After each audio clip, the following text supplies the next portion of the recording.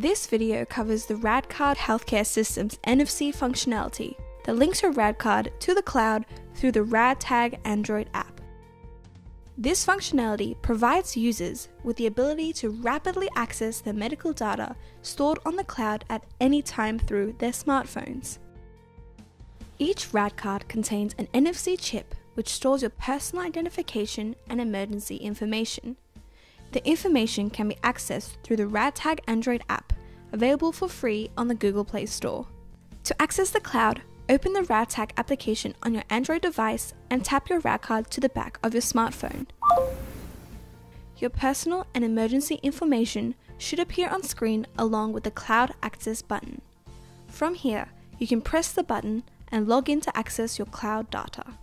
Enter your email and date of birth, followed by your Radcard PIN, and you'll be greeted by the Radcard web portal.